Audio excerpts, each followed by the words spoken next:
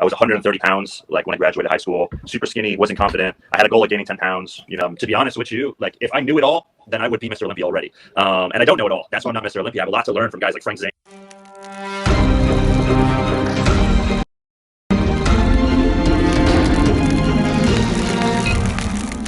Sadik did that a few years ago, it's when we started becoming friends. He asked me one day, he said, would you come in and shoot some video of me? And I was like, he's got 3+ million followers. He didn't need to shoot any content with me. He came in, he put himself into a humbling position where it's like, come on, I'm in your hands, let's go. And I was like, wow, no one does that anymore. Like no one's actually able to come in and say, listen, we all have stuff to learn. You know what I'm saying? This is a great point. And I haven't been able to say it, and I want to say this because he did that to you.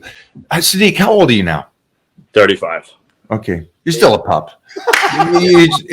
But something I've noticed since I first met you is that this kid right here is a savage about the humbleness of learning. The humbleness of learning. Because I've seen him, when we first met, I watched from afar and stuff, but I saw you going, I want to go to Frank Zane, ask him questions. That old line, what does he have to teach you? You didn't go to whoever's current. You went to somebody that experience is uncomparable. But you've done that with a lot of people. And just like bringing somebody like Don, if you guys haven't met Don, as soon as you meet him, you like him. He glows. So it's cool that you continue to do that. How do you put the ego aside, or what you know about health and fitness, and go, all these people have something to offer me, and I need to go and meet them. I want to make an effort to talk to them, and I'm going to make an effort to shut my mouth and write stuff down. Yeah, no, it's all in the pursuit of just striving to be better. And to be honest with you, like if I knew it all, then I would be Mr. Olympia already. And I don't know it all. That's why I'm not Mr. Olympia. I have a lot to learn from guys like Frank Zane, countless other guys I've trained with throughout the past, Don Saladino, Frank, yourself. I watch your YouTube videos religiously. Thank you. You're the one person. Great. Yeah, I know. That's one view. I watch them too. Don't worry. But, I got so much to learn. I mean, I even have a trainer. I'm a trainer, but I have trainers. I'm a coach, but I have coaches. I don't have one coach. I have multiple coaches to make sure the other coach is doing the right thing. So, bodybuilding is such a hard sport. And to be successful in it, you really need to use all your resources. But you got to be resourceful with what you have, your connections, social media. You could contact your favorite athletes and ask them for help, or, you could fly around the world and work with the best people that you possibly can. So, it's all about just being resourceful, and you really want to be number one, put your ego aside and just do the work. I saw a coach once wear a shirt, and it said, I don't want to mention names, but it says, I coach your coach. Thank you. Mm-hmm. I coach your coach. And I walked by him and I rolled my eyes, which, whatever. But I thought to myself, oh my God, in business, in life, and in training, do you know how much help I've gotten? Like, do you know how much stuff I've stolen from you guys that I've learned you guys doing in the gym? Or when I had my first shoot back in 2000, actually, it's not my first shoot, but the first time I actually did a cut, in 2000, I think it was 13, 14, I called Mike O'Hearn and I was like, Mike, I need help getting ready. And Mike helped me dry out and teach me all this stuff. Those are him, like the amount I've learned from him. Sadik, training with Sadik a few times and being like, oh, that's interesting. Oh, wow. I never even thought about doing it that way. Interesting. I'm a sponge. Every year I'm hiring a specific individual, a nutritionist, someone that I can just absorb from. And I feel like that's important. But if you're walking around with that shirt saying, I coach your coach, I feel like you've died already. I feel like you're done. You're never going to lose anything. And to me, that's sad. Going back to what you said, Mike, none of us need one another for success or an itch. We just choose to because we like each other's companies. We like, it's fun. And this should be fun. Like, I'll train with different people all the time, for muscle and fitness and this and that. And I learn something different from everybody. I'll take something away. And I say, listen, you have to have the biggest ego in the world if you think you can't learn anything at this point or any point in your life from somebody else. That might be an exercise I forgot or a specific way or variation. And I think that when you can, you can continually learn from people. And that's where a lot of people they'll go on Mike O'Hearn and try to show how they're smarter than you. For what? Because they're going to get more followers, because they're going to get adulation from strangers. It's insecurity. It's like, we'll be training and I'm like, all right, we're going to do this. And Don's like, all right, cool. I mean, Don did crunches for the first time in 20 years. Sore shit, by the way. I was dying. I couldn't breathe for 5 days. And he'll make me do something. And I'm like, all right, that was cool. I like it. So I think it's a good give and take. Yeah. And you have to leave your ego at the door.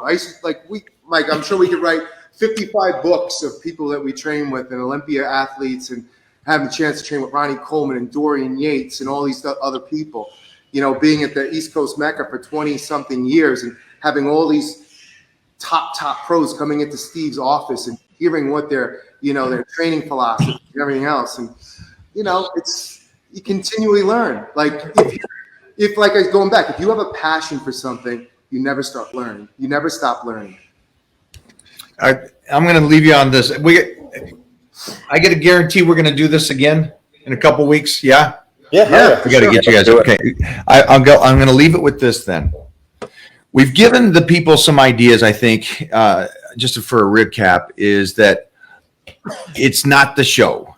It's why you're doing the show, and it's the struggle to it. Because I think we all agree that when you go through that battle for a show, for a movie, for any class reunion, the wedding day, whatever that you're getting in shape for, it's not about the day. It's about who you are when you come out of it. Is that agreeable? Absolutely. Yeah. Okay. And with that being said, the dark days, what is it that you guys can tell them that maybe you go through on the dark days? It could be bad. Like I always talked about when I lost my mom, that took me to the lowest point in my life because it brought up the memories of me losing my dad and so on. And so, but I talked about how I fought it through myself, stayed consistent with just training, cried the rest of the day, hid away at home the rest of the day, but I stayed on my diet and train. That kept me sane to pull myself out of it. And then I was a different person after that. I'm like, I ain't walking around like a guy and not showing my emotion like that. That's just it's not who I am. What can you tell them that maybe you went through for you three? Yeah, I'll start off. So before I got into my bodybuilding journey, I was always insecure about the way I looked. I was 130 pounds, like when I graduated high school, super skinny, wasn't confident. I had a goal of gaining 10 pounds, then another 10, then another 10, then another 10, then eventually competing. But, I've used that darkness of me feeling insecure, feeling like I didn't belong. And I took that and I used it as fuel to fuel myself in the gym every single day. Mm-hmm. Yeah. Oh, I mean, as you get older, Mike, yeah, everyone goes through a certain level of tragedies. Recently, I can start from when I was a kid or whatever, but recently I was divorced, married 19 years, had this gigantic house and seeing your son every day.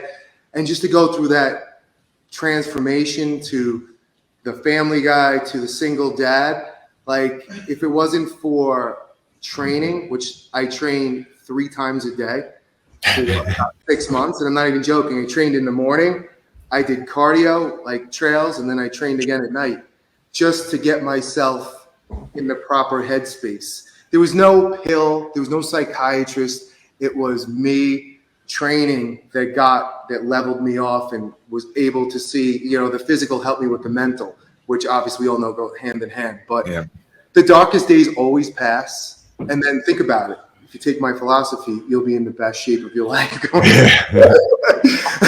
I believe that you got to clean your side of the street, right? It's when I've lost a lot of people in my life, and listen, it's tough.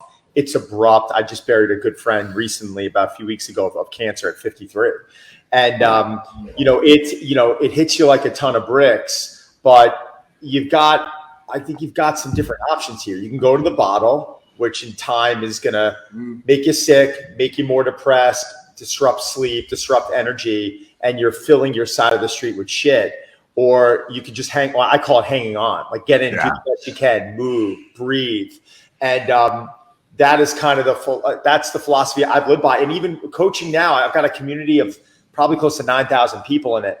And I tell them, I said, if we're waiting for the perfect moment or when you're home, it's never going to happen. Like I looked at a guy the other day. He's like, well, I did a friend a favor. I wrote a dive for him. He's like, well, hold off. I want to wait till I'm back. I'm like, you travel playing golf 50% of the year, don't you? He's like, yeah. I said, so why are we waiting till you're back? We got to teach you how to deal with it on the road. When you're home, that's when it's easy. Mm-hmm. That's when your bed's made. Yeah. That's when you know what to expect. Let's show you how to cook for yourself on the road, and let's start minimizing the damage. And he was like, oh, good way of looking at it. It's like, stop waiting for that Monday. Stop waiting for that perfect time. Because you know what? It might be, months might go by, and then guess what? You're falling into this pit of, oh, shit, what do I do? It takes you a while to climb out of it. Mm. You guys are savages. Man, it's just so I said last night, to the guy that was hosting the whole event, and we were talking, and I said my answer on what I thought of social media. And I see that there's such a freaking echo. Everybody's copying everybody. Everybody's taking somebody else's line and doing it. And it's just, it's somewhat annoying. It doesn't seem like there's a small. I love the morning. I love the morning routines, by the way. Can we make fun of something? Go. Waking up first thing in the morning and they're meditating and sipping fucking green tea, and they're pulling out their journal. They're like, "What's your morning routine?" I'm like, "It's chaos. I have 2 kids. I'm brushing my teeth. I'm trying to down some water. I'm heating my breakfast up on a skillet. I'm trying to answer morning videos as I'm getting my kids to camp or school. I'm not sitting here meditating in the morning. Like, this isn't real. Like, stop regurgitating everything that you're hearing online and start showing people how to deal with real life. Because Tony Robbins 40 years ago was not jumping into cold plunges first thing in the morning. He was living in a box trying to figure out how to make money. It's a janitor. Yeah, come on, like, give me a break. Like, it's easy. It's easy. Everyone's a self-help guru. Exactly. Now, I said this the other day. I go, here's the tip. And I've been writing my book since 2004. I go, don't be a jackass. It takes less energy to be nice than it does a jackass. But everyone's following the TikToks and, I'm going to copy what everybody does. So whatever you do, they're going to do the same. It's just validity is that. It's just I just don't think you guys are so unique. You're individuals. It's like the Beatles. You're completely different, each of you. And I love that. And that's why you guys push me. And I know that you guys are East Coast, but you guys are the 3 of these guys that I always get up and look at that are over there already kicking ass. And so when I get up at 3, 4, it's like, I know you guys are killing it. Side note, when I first moved to LA back in the late 80s, the apartment I moved into on Westchester was Tony Robbins' apartment. He just moved over to Marina Del Rey. And the guy's like, this guy named Anthony Robbins just moved to, I don't know who that is. Yeah. I don't know who Tony Robbins. And then a couple of years later, I'm like, oh my gosh, how'd you fit in that place? He's worth $5 billion now. I hope he's sipping green tea and meditating. I know him as Shallow Hal. Shallow Hal. I forgot about it. He was like, banana hands.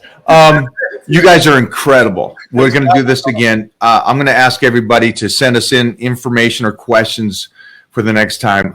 But again, I think as soon as you guys find out that Sadik's going in to win the Olympia, but it's the battle he's going through, it's Frank dealing what he's doing to get in the freaking best shape of his life, and then it's Don at a second level with, we're all parents now.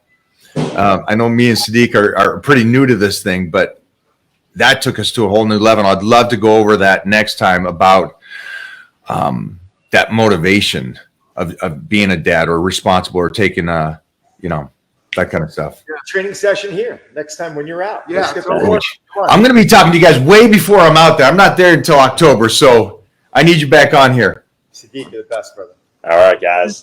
Thank you so much. Thanks, Sadiq. Thank you, guys. Thanks for having us on, man. Thanks, buddy. Keep it going. There we go. So, savages. Oh, my gosh. Man, if you guys didn't pick up and take notes on some stuff, just go back and watch that again. This is a great statement. I think Mike's intent is to advise everyone to ultimately do what's best for them instead of trying to please others for a trophy. That's a great one. Thank you. And that is true. and the reason why I say that too is because I've lived a life, and I know that if you're doing it for outside purposes, you can't maintain it. It's if it's for the girl, the girl likes you, but she wants you in shape. Great, but it has to be you. And I think at that point you got to go, I need to be in shape for me. But Frank really made a point of it, and so did Don, is that if you have a chip on your shoulder and you use it in the right way, oh, it's motivation, brother. Oh, it's good. It's good. Yeah. If you're trying to be motivated,